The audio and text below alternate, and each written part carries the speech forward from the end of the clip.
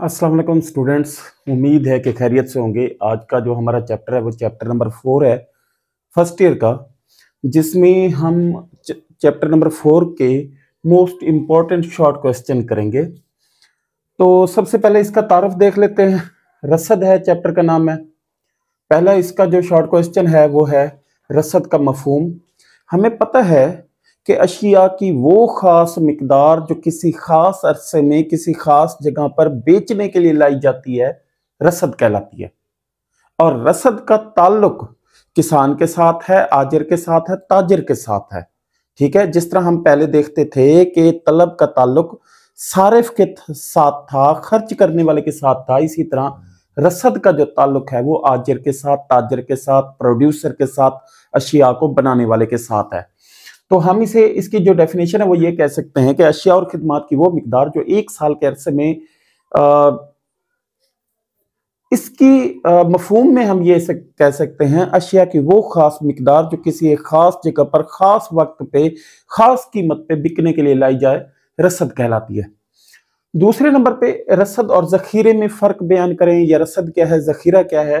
अब देखिए, जो हमने पहले रसद का मफहूम लिखा है वो रसद हम इसमें लिख सकते हैं कि अशिया की वो खास मिकदार जो किसी खास अरसे में खास वक्त में खास जगह पर बेचने के लिए लाई जाती है रसद कहलाती है। जखीरा क्या है, जो अशिया बेचने की बजाय स्टोर में, गोडाउन में, घरों में स्टोर कर दी जाती है, रख दी जाती है, छुपा दी जाती है, उसे हम जखीरा कहते हैं। ठीक है, फिर है कीमत महफूजा। कीमत महफूजा क्या है? कीमत महफूजा एक ऐसी कीमत है जिस पे फरोख्तकार फरोख्त करने को तैयार हो और खरीदकार खरीद करने को तैयार हो।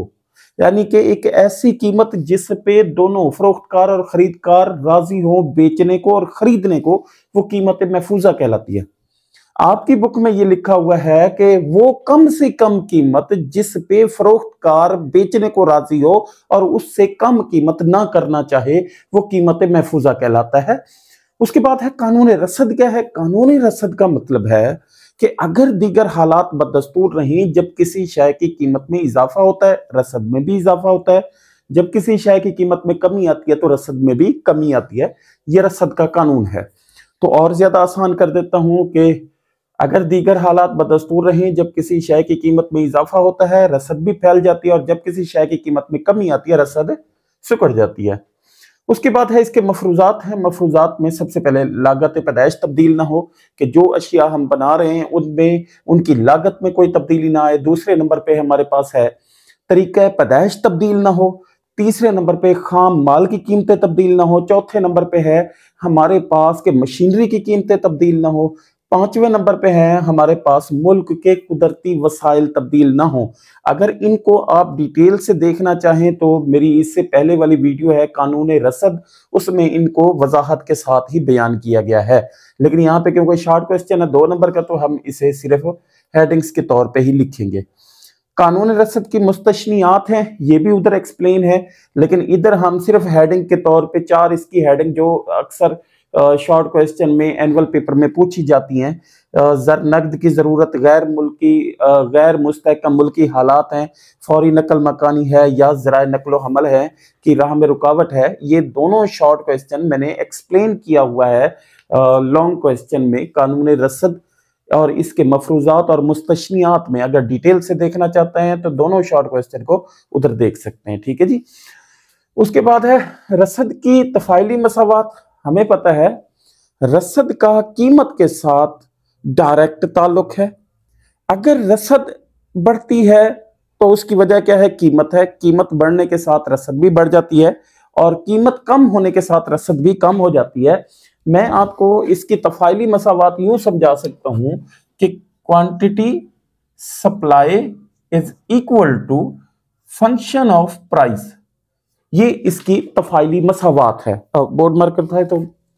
और इसके अलावा क्या हो सकती हैं? उसके अलावा ये 3-4 चीजें जो दीगर अवामिल हैं उनको भी आप मुख्तलिफ नाम दे सकते हैं, और उसके जरिए से भी आप इसकी तफाइली मसावात बना सकते हैं।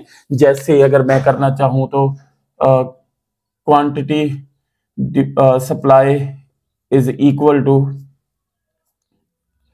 फंक्शन ऑफ एम, के ये मशीनरी है, या quantity supply is equal to function of ऐसे कोई भी हम नाम दे सकते हैं जिससे इसका तफाइली रिश्ता जाहिर हो। उसके बाद है रसद का फैलाव और सुकड़ाव। कीमत में इजाफे की वजह से रसद में भी इजाफा हो, रसद का फैलाव। कीमत में कमी की वजह से रसद में भी कमी हो, रसद का सुकड़ाव कहलाता है। ठीक है। उसके बाद है हमारे पास मुरक्कब रसद। क्या होती है? एक ही शय को जब हम मुख्तलिफ जराए से हासिल होते हैं या हासिल करते हैं उसको हम मुरक्कब रसद कहते हैं। क्या मतलब है? मतलब इसका यह है कि जैसे गोश्त है, अब गोश्त हम गाय से भी हासिल करते हैं और बकरी से, तो एक ही शय जो मुख्तलिफ जराए से हासिल करते हो उनकी मजमूई मालियत या मजमुआ हमारे लिए मुरक्कब रसद कहलाता है। मुश्तरका रसद क्या है जी? मुश्तरका रसद है हमारे पास सवाल नंबर 10, बाज अशिया इकट्ठी पैदा होती हैं जैसे गंदम, भूसा, ठीक है, और वो इकट्ठी पैदा होने की वजह से हमें एक साथ ही मिलती है। अगर एक चीज उगाई है, जैसे हमने गन्ना उगाया है, तो ठीक है, गन्ने से हम जो है ना चीनी भी बना सकते हैं और उसके साथ उसके जो छिलके हैं उससे हम गत्ता या कागज भी बना सकते हैं। तो एक के साथ दूसरी चीज का भी लाजिम होना, यह साथ मिलना मुश्तरका रसद कहलाता है। रसद की लचक क्या है? रसद की लचक से मुराद कीमत में तब्दीली की वो शरह ली जाती है, रसद में तब्दीली की वो शरह ली जाती है जो कीमत में तब्दीली की वजह से हो। ये इसकी डेफिनेशन है। एक्सप्लेन भी कर देता हूं आप लोगों को। रसद की लचक क्या होती है? रसद में तब्दीली की वो शरह ली जाती है। क्या मतलब है? मतलब इसका यह है कि रसद में कितना तब्दीली हुई और किसकी वजह से हुई। अब रसद में तब्दीली की वो शरह जो कीमत में तब्दीली की वजह से हो उसे रसद की लचक कहते हैं। उसके बाद है रसद की लचक इकाई से कम, इकाई से ज्यादा, इकाई के बराबर। कीमत में तब्दीली, रसद में तब्दीली अगर आपस में बराबर हो तो इकाई के बराबर। कीमत में कम तब्दीली है, रसद में ज्यादा तब्दीली है तो इकाई से ज्यादा, और कीमत में ज्यादा तब्दीली है, रसद में कम तब्दीली है तो इकाई से कम। ठीक है। उसके बाद है रसद की सिफरी लचक। क्या है? रसद की सिफरी लचक से मुराद कीमत में तब्दीली की वजह से रसद पे कोई असर ना पड़े तो हमारी रसद की सिफरी लचक कहलाती है। उसके बाद है रसद की लामहदूद लचक। क्या है? रसद की लामहदूद लचक से मुराद कीमत में तब्दीली की वजह से रसद में लामहदूद हद तक इजाफा हो या कमी हो, लेकिन हमें मालूम ना हो, इन्फिनिटी जैसे कहते हैं, तो वो हमारी रसद की लामहदूद लचक कहलाती है। ठीक है जी। ये हमारा आज के शॉर्ट क्वेश्चन थे चैप्टर नंबर 4 के इकोनॉमिक्स के फर्स्ट ईयर के जो सवाल थे वो हमने इसको डिस्कस किया। आपको फिर बता दूं कि टोटल इसके जो शॉर्ट क्वेश्चन है वो 14 है। जो मोस्ट इंपॉर्टेंट है, जो पेपर्स में आते हैं, आपको फिर कह रहा हूं, जो सवाल पेपर्स में आते हैं उनको मैंने आप लोगों के सामने डिस्कस किया है। उम्मीद है कि आप लोगों की समझ आ गई होगी। रसद का मफहूम जो किसी खास कीमत पर, खास शरह पर बेचने के लिए लाई जाए, अशिया की वो मिकदार जो किसी खास जगह कीमत पर बेचने के लिए लाई जाए। जखीरा जो हम स्टोर कर लेते हैं, छुपा लेते हैं घरों में, गोडाउन में। कीमत महफूजा जिसपे बेचने वाला और खरीदने वाला तैयार हो खरीदने और बेचने को। कानून रसद अगर दीगर हालात बदस्तूर रहीं, जब किसी शय की कीमत में इजाफा होता है रसद में भी इजाफा, जब किसी शय की कीमत में आती है रसद में भी कमी आती है। मफरूजात हैं, लागत पैदाइश तब्दील ना हो, तरीका पैदाइश तब्दील ना हो, खाम माल की कीमत तब्दील ना हो, मशीनरी की कीमत तब्दील ना हो, मुल्की हालात और कुदरती वसाइल तब्दील ना हो। कानून रसद की मुस्तशनियात है, ज़र नकद की ज़रूरत है, गैर मुस्तहकम मुल्की हालात हैं, फौरी नकल मकानी है, ज़राए नकलो हमल है, किराए में रुकावट है। तफाइली मसावात क्या है जी? रसद का कीमत के साथ बराह रास्त ताल्लुक पाया जाता है। कीमत बढ़ने के साथ रसद भी बढ़ जाती है और कीमत कम होने के साथ रसद भी कम हो जाती है। तो इसका QS is equal to function of price के इसका बराह रास्त और मुस्बत ताल्लुक है। रसद का फैलाव कीमत बढ़ने के साथ रसद भी बढ़ जाए और कीमत कम होने के साथ रसद भी कम हो। उसके बाद है हमारे पास 9वें नंबर पे मुरक्कब रसद क्या होती है? बाज अशिया हमारे पास किसी शय की मुख्तलिफ इकाइयों से हासिल होने वाली इकाइयां।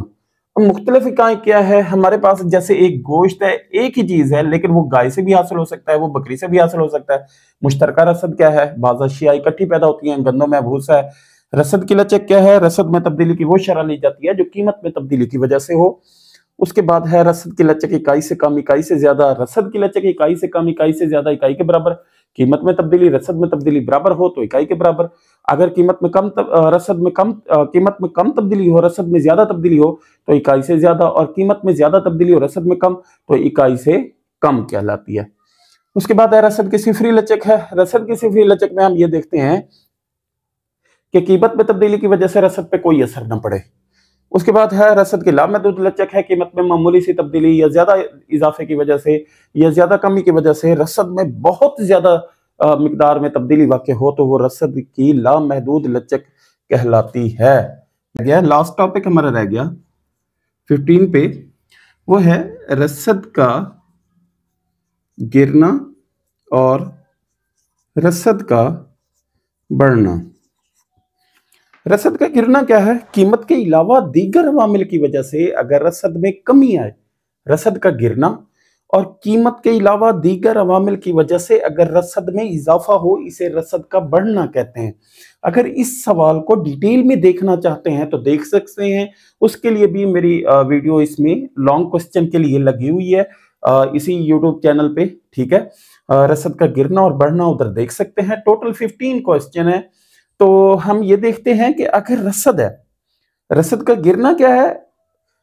कीमत के अलावा दीगर अवामिल की वजह से, कीमत के अलावा दीगर अवामिल कोई भी हो सकते हैं, वो मौसम हो सकता है, वो वक्त हो सकता है, ठीक है, वो जगह हो सकती है, उनकी वजह से अगर हमारी रसद में कमी आती है तो रसद का गिरना है, और अगर उनकी वजह से रसद में इजाफा हो तो रसद का बढ़ना हो सकता है, ठीक है। कीमत के इसकी जो मेन डेफिनेशन की जाती है वो यही है कि कीमत के अलावा दीगर अवामिल की वजह से अगर रसद में इजाफा हो रसद का बढ़ना, और कीमत के अलावा दीगर अवामिल की वजह से रसद में कमी हो रसद का गिरना कहलाता है, और कीमत के अलावा दीगर अवामिल की वजह से अगर रसद में इजाफा हो रसद का बढ़ना कहलाता है।